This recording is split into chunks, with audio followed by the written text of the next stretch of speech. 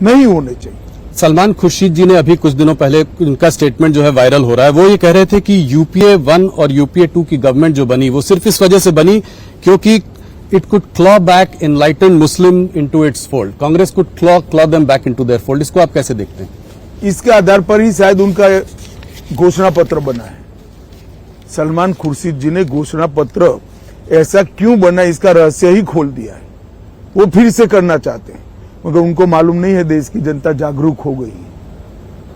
आपकी अपीसमेंट की पॉलिसी अब इसलिए सफल नहीं होगी कि एक अपीसमेंट जब आप करते हो तो दूसरा वर्ग जागृति के साथ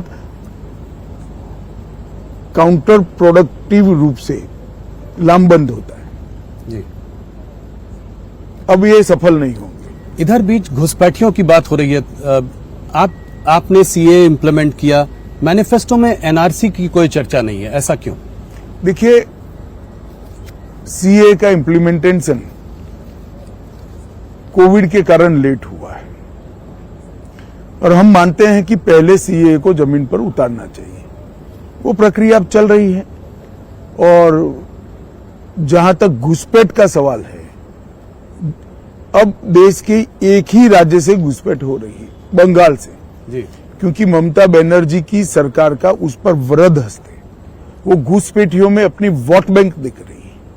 उनको घुसपैठ में राष्ट्रीय सुरक्षा खतरे में है वो नहीं दिखाई पड़ता है। उनको लगता है कि मेरे वोट बढ़ रहे हैं। न केवल बंगाल, समग्र देश के लिए ये बहुत खतरनाक सोच है। मैं बंगाल की जनता को हृदय से अपील करना चाहता हूं कि इस बार भारतीय जनता पार्टी को सफल बनाइए, इसके बाद वहां भाजपा सरकार बनाइए। हम ऐसी बॉर्डर बनाएंगे कि परिंदा भी पैर नहीं मार पाएगा। इसीलिए सीए का दमखम से वो विरोध भी कर रही हैं। वो इसीलिए वो कर रही है। वो कह रही है कि जो है हम सीए कभी इंप्लीमेंट नहीं होने देंगे।